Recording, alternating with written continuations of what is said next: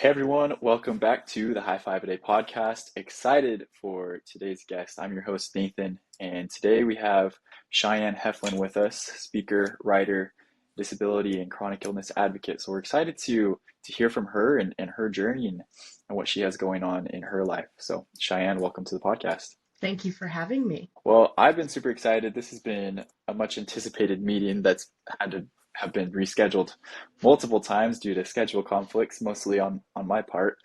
But just from what I've seen as we've been connected, Cheyenne, you just have an awesome story, and you've gone through a lot of things in your life and your journey that you know most you probably wouldn't want to wish on anybody, but you've overcome them, and you're building it into something great. So I really appreciate the inspiration that you share. But for everybody listening, just kind of tell us more about your story and the things that you've been through or going through and are doing now. Yeah, of course. So basically, this all started back when I was like 13 or 14, right? So this was like 2012. Um, I ended up getting some really bad pain in my leg above my knee. And we thought at first, like, oh, you're not an athletic kid. You probably just screwed your leg up or something trying to kick a soccer ball. But it progressively kept getting worse until we finally were like, okay, we need to go see a doctor. Um, we went to my grandmother's orthopedist. She took me to see her orthopedist, and they took x-rays. And I remember so distinctly what happened. They put the x-rays up in the room. The doctor points at my left leg, and he goes, see this? This is what it's supposed to look like. And then he points at the right one. And I knew something was wrong from the moment I looked at it, because if you've ever seen an x-ray before, bones are very distinct, like clear white lines. Everything was fuzzy. It wasn't defined at all. So I already knew something was wrong, but I remember the exact words he said. He turns and he looks at us and he goes, this is an aggressive tumor and it's possibly cancerous. And from that day forward, basically, we were scrambling around trying to figure out, is it, what is it? Like, is it actually cancer? Am I just screwed for life now? Uh, I had to get my first MRI that same night, which was an absolute nightmare. If you've I never been in bet. an MRI, I hope you never have to get one, because they're at least an hour. It's a whole tube. Your whole body fits inside this tube. It's a nightmare. And Yeah, I've heard at horrible 13, things. at 13 years old, that was just too much. Um, Fast forward about like 2 weeks to where we found an orthopedic surgeon to work with. He goes in and does the biopsy. He comes back. It's osteosarcoma, which is one of the two bone cancers, um, pediatric bone cancers. So we found out at that point I was gonna have to start going through cancer treatment, which was completely just like anybody says, when you talk to them about like, did you expect you were gonna get cancer? No. And especially a kid, even more so. You're sitting there like you're like, I'm supposed to be, the healthy young one, and I'm here having to go into the hospital to get cancer treatment. It was just absolutely crazy. The timeline between when we found the tumor and when I started my first round of chemo was about a month, which is actually pretty short, all things considered, because my tumor was just so big and so aggressive that they were like, we can't wait. We got to go in. So I spent about a year and a half, I think, in the hospital, going Wow. through chemo treatments, going through preparing for what was originally supposed to be a partial femur full knee replacement, right? So they were going to take out my knee joint, replace Hmm. the whole thing, and then replace a substantial chunk of my femur because the tumor was pretty big, Right. with like a rod prosthesis implant, right? That was the plan. Uh, when we went in, it was January. of 2013. I had just turned 14 in December. We went in to do the original surgery, and this next part, I don't know because I was asleep, but my dad told me what happened. Halfway Hmm. through, our orthopedic surgeon came out to talk to my dad, which is never a good sign that your doctor's coming Right. out halfway through your surgery. Um, and he basically came out and told my dad that it was likely that they were going to end up having to amputate because what he had found was the tumor was wrapped around basically the femoral artery, aka your biggest Mm, blood supply in your leg. right. So not only was it, like growing super fast because had literally the best blood supply it could possibly have. That was also a risk for malignancies possibly forming later if we Right. left anything potentially in there by trying to do a replacement. Now, thankfully, my orthopedic surgeon was a pretty understanding, like, he was good with kids. Not all of them are. Yeah. Um, they ended up taking the tumor out to test it to see if it was still alive after all the chemo and put a spacer in and waited to make the decision A, until I was awake, and B, until we got the results back from the tumor. So, So does that mean like your leg was like kind of still open, like they're kind of no, it mid-surgery was when like they're waking up? closed. It was kind of like closed up. So what they do is it's like it's literally a piece of Oh, like medical concrete. I don't like it's okay. so it's shaped like a rod. They put it in the Hmm. space where the bone's missing. You can't Hmm. weight bear or anything on it, but it holds Mm, everything in place and then they close back up. gotcha. So it kind of just holds everything in place until you're ready to continue, right? Gotcha. So in this case, it was like 4 days, which like you don't really notice because you're just in pain from everything else going on. So a piece of medical concrete is not going to do anything. So you had to go through Uh, it twice essentially. yeah, pretty Wow. much. Because it was a Tuesday that we did the original surgery. That Friday, my orthopedic surgeon came to talk to us, and they found out. So basically, if you think about it, kind of like a cross section, the outside edge was dead of the tumor. The entire center was still alive. So, as much as the chemo had done to like improve things, it just hadn't done enough. And Yeah. so he gave us two options, and by that I really mean he gave me two options because I know my dad would have made one decision without me if I had made the wrong one.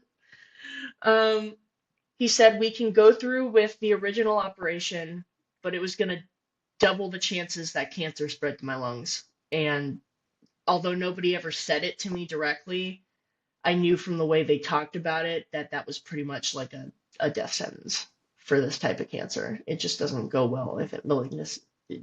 So at 14 years old in 2013, I ended up deciding to go ahead and go through with the amputation. So it was Wow. literally like a week after the original surgery date, the following Tuesday, they went in and I mean, they didn't really have to do much. The bone was already gone. They took out the piece of medical concrete and they went in and they finished everything off.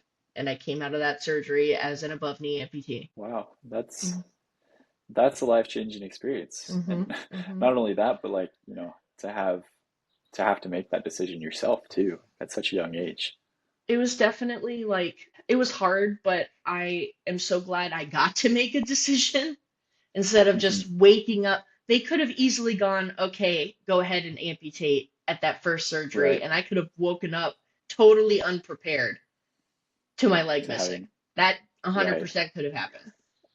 And so I definitely credit my doctors with they really tried to give me as much agency as they possibly could while I was in this treatment that I basically had no choice but to get. And that was one of the big moments where they really made me feel like I had a choice in the matter. And in the end, I was a pretty smart kid.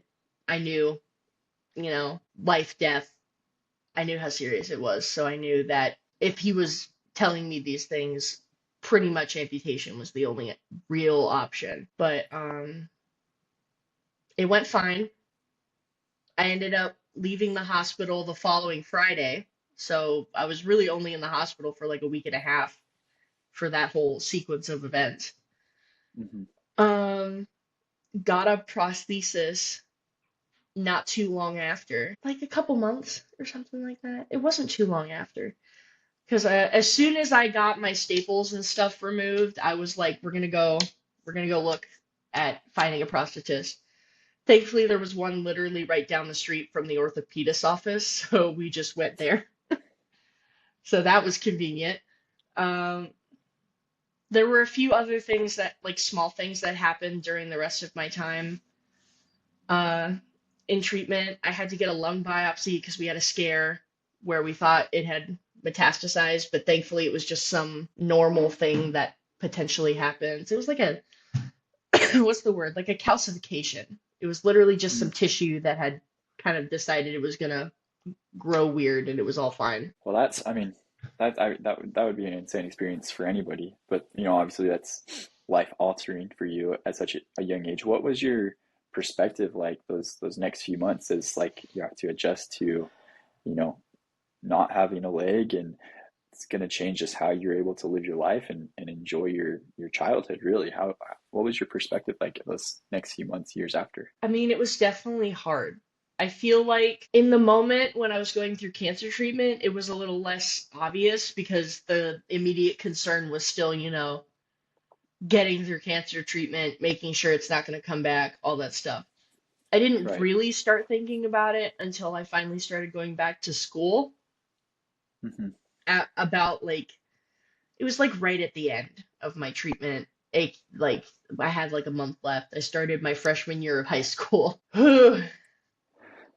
And of course, you're going into I went to a private school to try and limit this as much as possible, but you're going into a school bald, in a wheelchair, missing a leg, depressed for very obvious reasons.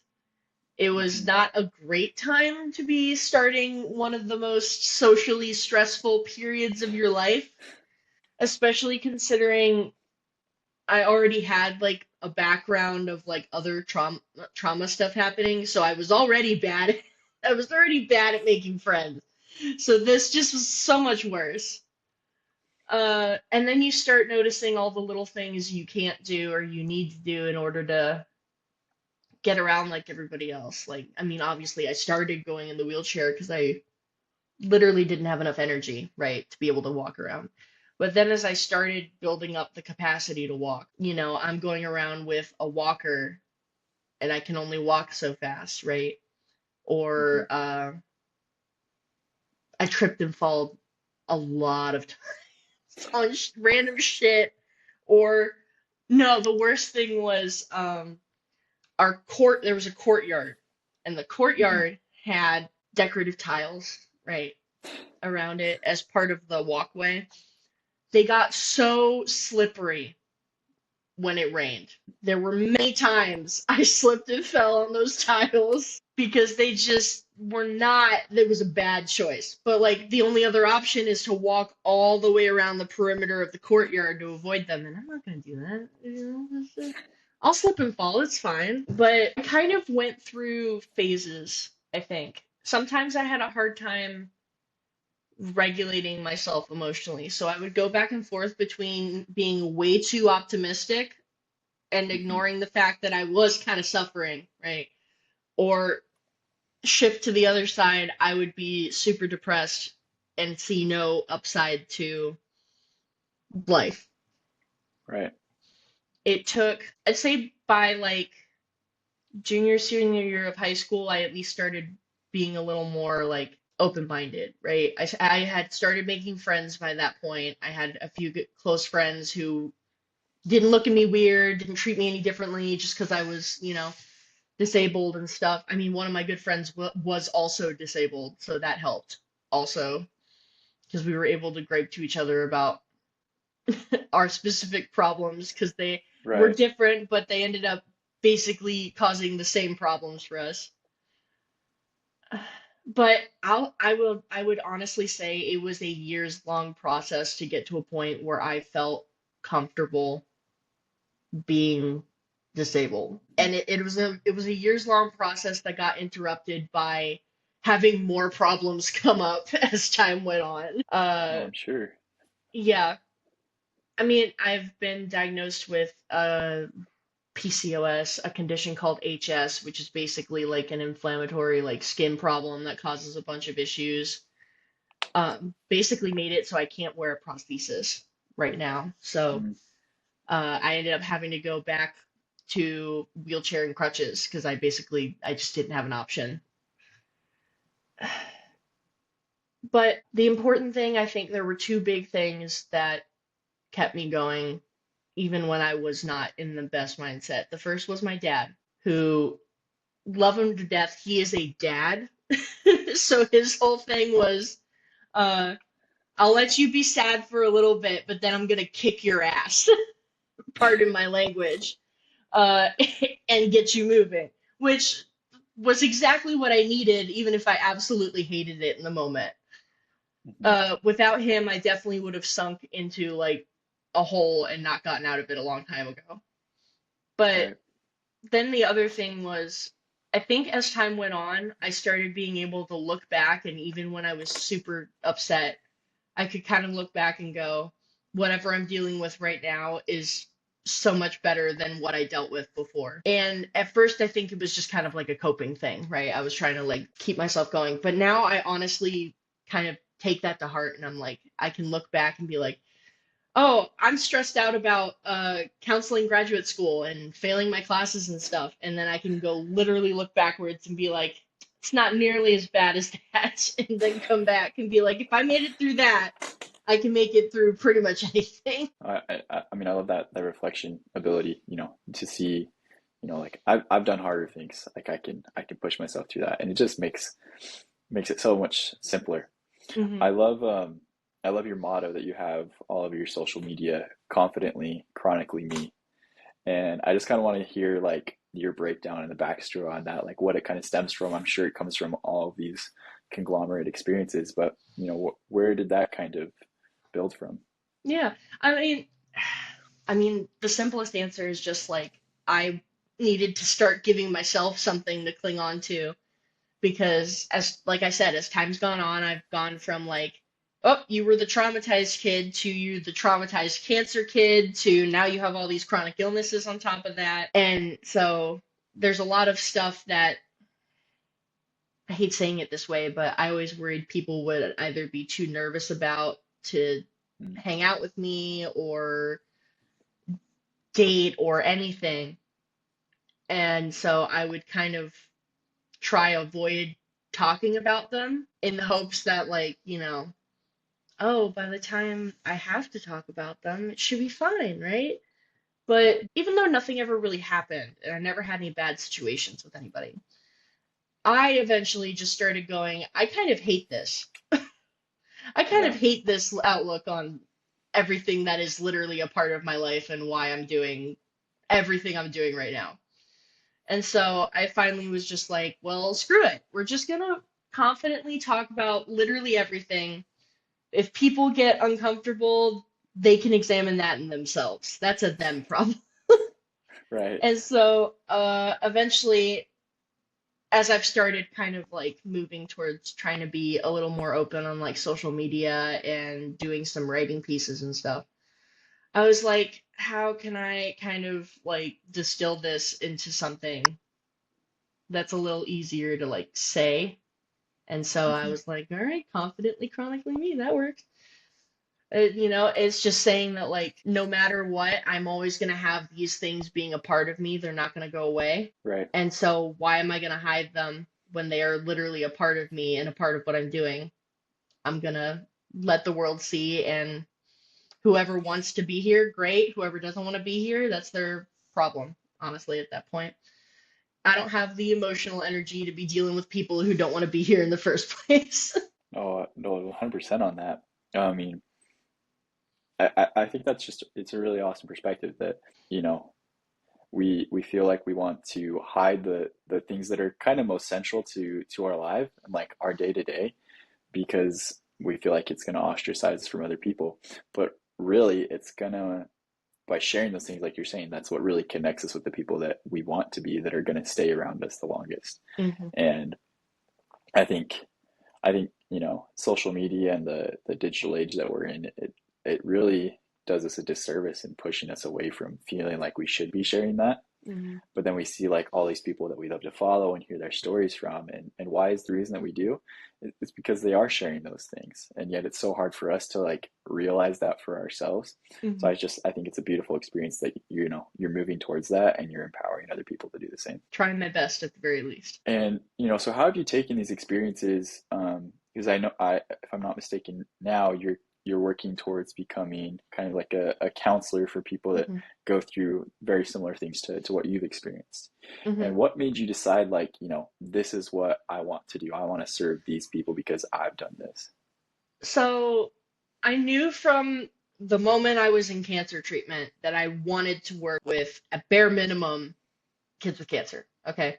That just was it got lodged in my brain and has never left since. So, how I was going to go about doing that has kind of been a journey of self exploration and realizing certain things may not be a good fit for me as a disabled human being. Originally, I wanted to be a pediatric oncologist. I wanted to go to med school, uh, Hmm. and go through all of that horribleness to come out on the other side to treat cancer kids. What I realized when I finally went to college was that the med school and pre-med system is not exactly ADA accessible, if you catch my meaning. Well, my wife, she's in her first year of medical school actually right now. We just started that journey. She just graduated about a year and a half ago from her undergrad, and she just started this last fall. And everything you said is it's very accurate. It is not for the faint of heart, and if you have anything that makes it more difficult, it makes it 10 times more difficult. So Yeah. we were talking about it last night, just like she was telling me that since she started, there's a substantial number of people that have like dropped out and they're deferring a year, or just they're not coming back completely. And I'm just like, man, that's tough, because like these are hardworking, intelligent people, because you don't just get this far. So, Hmm. I Hmm. get where you're coming from. Yeah. I mean, yeah, that's exactly it. It's just such a cutthroat, intense environment, and you have to do everything right, otherwise they're not going to accept you, which is a whole other issue entirely about how the system needs to be changed, because there's no way you're going to get enough or good doctors just from doing that, but that's a whole other rant I could go on at another time. Yeah. For my purposes, what ended up happening was I totally burned myself out within the first 2 years of undergrad. I ended up failing two of my pre-med prerequisites at the same time. And I basically had a complete breakdown because I was like, how am I supposed to be able to do this? Like, I can't function. And it wasn't just being disabled and trying to do all these things either. At that same time, I had hit a point where I realized a lot of the material required to get you into medical school was not stuff that came to me very naturally. And it was stuff that, Hmm. despite my best efforts trying to get through it, I was still struggling really hard with trying to maintain my grade. Right. So I kind of went through a period, I retook those classes, but for the next year, so like my junior year, I was kind of like, is this really what I want to do with my life? Is this really where I want to go with this? So by the end of, this is like 2019, December 2019, I ended up dropping it. I dropped all my pre-med prerequisites. I dropped my research lab that I was working in. I dropped my volunteering I was doing, not because I didn't like it, but because I just was like, I need to just cut myself off from all of this. And I spent that December being like, what am I going to do? Because I still want to Right. work with kids with cancer and kids with chronic illnesses, but like my brain had been dead set on becoming a doctor, and I had no clue where to go after that. And much like many of my good ideas, my dad comes to me and he goes, why don't you just become a psychologist? You love psychology, you love talking to people, like, you're really good at reading people, become a psychologist. And I was like, Dad, that's silly. What are you talking about? Get out of here. And then in private, where he could see me come to the realization that he was right, I went over it and I was like, he's right, isn't he? He's right, isn't he? That's what I should do.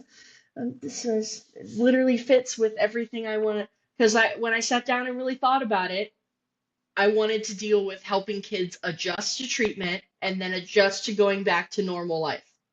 Those were Yeah. the two things that I felt like I didn't get when I was in treatment. And what better person to do that than a psychologist or a counselor? And so I was like, "You're right, Dad. Yeah, all right. I'll go look at programs." And I went off and I started trying to apply to originally clinical psychology programs. Nobody gave me any interviews. So then I was like, okay, I need an intermediary because my undergrad is riddled with a couple of sketchy grades. Hmm. And so then I was like, okay, I'll go get a counseling master's. Counseling master's is simple. It'll set me on the right track to get towards going to do the clinical psych PhD. Okay. So that brings me to where I am right now with my program. But the thing I've realized since I started in this program is I actually hate the idea of being a psychologist. And so I've ended up being like I started this program and I was like being a counselor seems way more better than being a psychologist. Why would I ever go and spend 4 or 5 years getting a PhD when I can literally start working as soon as I graduate. Plus, psychologists are more focused on like the very clinical like research element of it. Counselors, on the other hand, are very, and that's not to say counselors don't do research because that's not true, but they're way more focused on the human like connection element of it, at least from what I've seen like going through my program.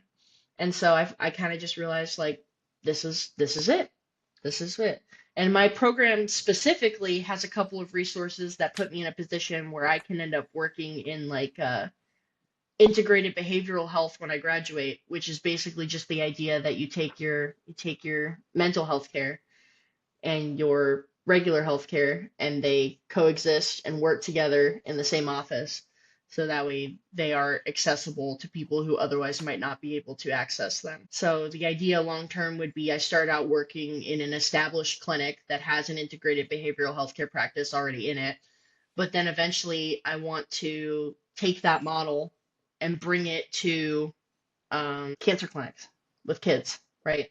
The idea being you would literally round with the doctors when they go around talking to all the families and stuff, and you're there available as a resource to provide some immediate intervention. And then you're Hmm. also available if they want to do longer term counseling.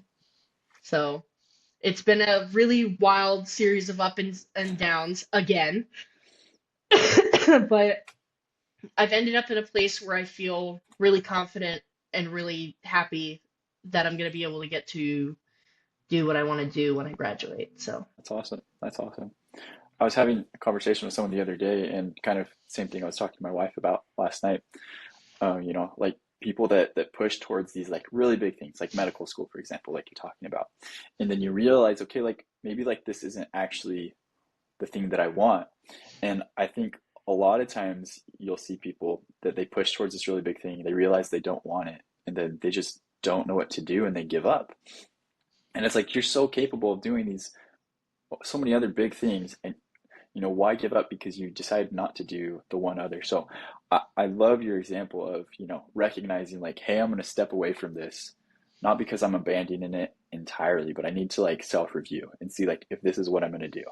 And there's always the opportunity that you go back to those things, mm, or in your case, you found this other thing. It's like, okay, this is actually like this is very much aligned with what I want to do, become the people I want to serve.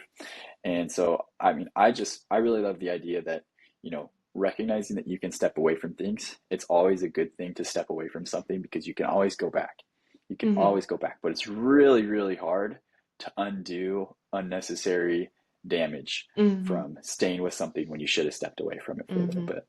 And so I think what you've just shared just like really perfectly exemplifies all of that. That's definitely a lesson I've had to learn over the years. And it's one I still struggle with.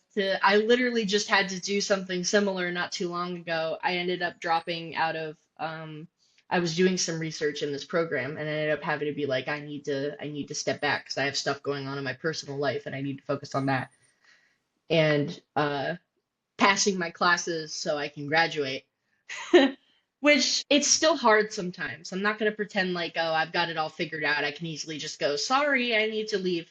That's not true. I still struggle a lot internally when I do these kinds of things because I'm like, I should be capable of doing this. I should be able to do it.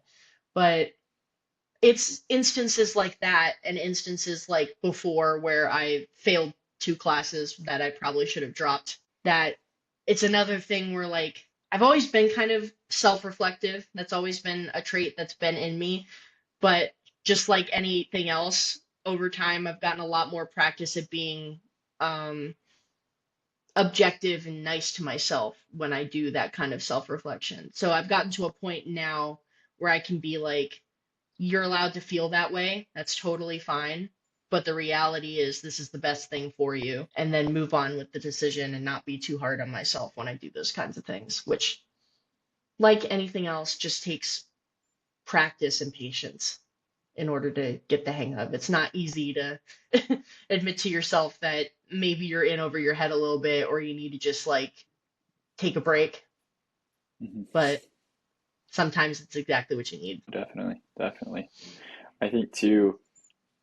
I think, kind of within the medical world right now, I think having things like social media and the ability to share that way it's really become a great avenue because like you say, it's really limited access to become a doctor, and there's way too many barriers to entry to create, the medical access that we really need as a people. And I think there's kind of a shift right now where people that want to help other people in other ways that are really integrated with the medical world, because we're able to speak and share and show, things that are happening, things that are working and really serving people. I think it's a really great tool. So I love that, you're getting to share that and build that and build that platform to show how people can be helped. And I love that you have the really niche thing because those are people that very much need that help. And because it's so specific, it's like there's only so many places they can go for that. And you're building something. Definitely, I mean, that's the whole reason why I even thought of it in the first place was when I left cancer treatment, they kind of just went, okay, you're good, you're cleared, you're free to go. And me and my dad were like, it's not that simple, is it? Like, I don't Yeah. get to just go. And I mean, the reality is, no, it's not that simple. You've still got to juggle uh, checkups. In my case, like learning how to walk again, recovering from chemo, which I'd say it literally took like at least a year for me to feel normal. And that's not even accounting for the fact that my hair had to grow back, you know? And then you're trying to do school on top of all that. I did not get any help coming back into my, I think the term that I've found in psychology, new normal, right? The idea that like things have changed so much that it's not different anymore because you've lived in it long enough, but like it's not the same normal that you were used to previously. And so like that's exactly, I love finding new creators in my area who have their own niche problems that they're dealing with, and they post about their lives on the daily because they're Yeah. like, here's what it's like living with um, EDS, Ehlers-Danlos syndrome, or being wheelchair bound, or having cerebral palsy. These are all things that I don't personally experience, but I've learned a lot from them because we have a lot of similar things that happen in our lives, right? Like wheelchair Yeah. use, like needing accommodations, all that stuff. And then same thing with like some of my other conditions. Like I don't see a lot of people talking about them because there might be a lot of stigma about it.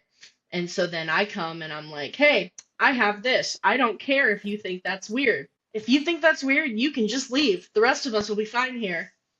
Because like otherwise, who else is gonna do? I mean, I'm sure there are other people doing it, but I'm sure everybody also has the thought in their head, who else is gonna do it, right? And No, so definitely. At the same time, it's a catharsis for me though, because I get to just be authentically out there and be like, this is me. You either like it or you don't. And so No, it's a definitely. nice blend of being good for me and also being good for other people. Yeah, I think you definitely see that a lot, and people are starting to realize it's like, it's just okay to be authentically you and just let that bring in and remove the people that you don't want. I love what you're saying, just like, building that out specifically for the people you want to serve. And I think, in any kind of industry or career space, the pioneers of those things are really the people that start asking the questions that nobody else is answering. And you start asking those questions and you start finding those answers, like you become a leader and an example in that thing, simply because nobody else has done it yet. And it's not because you've done anything harder or different than them. You just have asked something that hasn't been answered yet.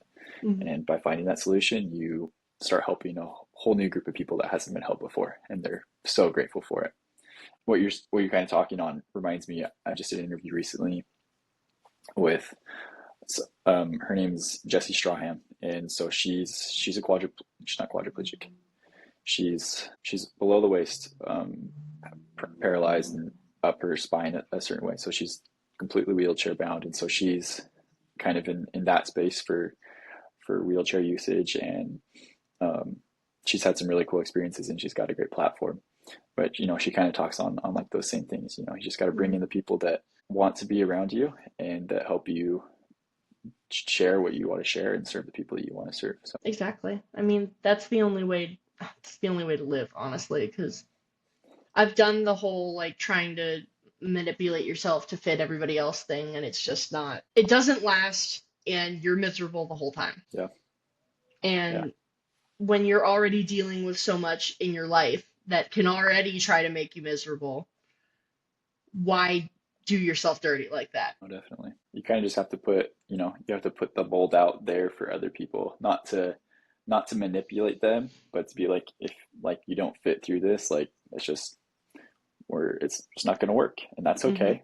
That's nothing wrong with that. But it's just going to be better for you and for me to look at different avenues in different ways. And it doesn't mean that in the future it can't change, but that's just where we're at in the present. And then Exactly. you're just able to connect with the people that you need in that moment for sure. Exactly. Well, perfect. As we're kind of coming to a close here, just to kind of get your last thoughts. This podcast, the High Five a Day podcast, it's all about sharing the experiences and the important things to us that have changed our lives, and because of that, we want to share them with others. So if there's like one to two kind of really central messages to who you are, Cheyenne, that you could share with not only a younger version of yourself, but the people you want to serve, what would those be? That's a good question. Ah, man, that's gonna make me think, isn't it? I mean, if I were talking to my younger self, at the very least, like I think I would be like the kind of going back to what I said earlier, like this is good. If I could go back to myself, like in my traumas in the past, I would be like, this is probably the hardest thing you're ever gonna deal with in your life. You're gonna be okay, and you're gonna move forward because definitely like in those times of my life, I mean, how are you supposed to think you're going to make it through those things, right? Like to take it from Meet the Robinsons, because I love that whole thing. Keep moving forward would be a good summary because for that one, because that's really what you have to do to get through those kinds of things. You just got to keep moving forward one step at a time. It doesn't matter how fast, doesn't matter how slow, it doesn't matter if you got to like stop for a few seconds here to keep going. Much like learning how to walk again, if you keep moving forward, you're still going to be making progress. And that's really the important thing is that you're making progress. As of right now, I'd say just like confidently chronically me, right? Like, and I think that applies to anybody. I don't think it just has to be if you have chronic illnesses or something. The Right. idea is just that you are not going to let what everything is going on around you do anything to who you genuinely uniquely are inside of yourself. You're going to be confidently and chronically forever yourself because that is who you want to be and that is what's going to make you happy. And at that point, that's about all any of us can really ask for, I think. It's just that we're happy and we feel like we're really being ourselves. So those are probably keep moving forward, confidently, chronically me. Those are my two little things I'll give the world today. All those are perfect. I think it's a perfect note to end on. And kind of before we close out, for everybody listening, Cheyenne, that wants to connect with and follow you and see everything that you're sharing, where's the best place to find you, and how can they do that? Yes, you can find me on Instagram and Threads at resilient underscore AKA. Haha, funny. You can also find me at my website, which is CheyenneHeflin.com. So CheyenneHeflin.com. I put a lot of my public stuff that I do, so like podcast episodes, pieces I've written, public speaking I've done on my website. So you can also find it by going to my Instagram and hitting the link. That'll take you there as well. Perfect. Awesome. Well, Cheyenne, thank you so much for coming on. And everybody that's listening, I hope you've enjoyed and listened, and that you can take some of those and reflect, and that you can be confidently and chronically you. Everyone, thanks for listening. We'll see you next time.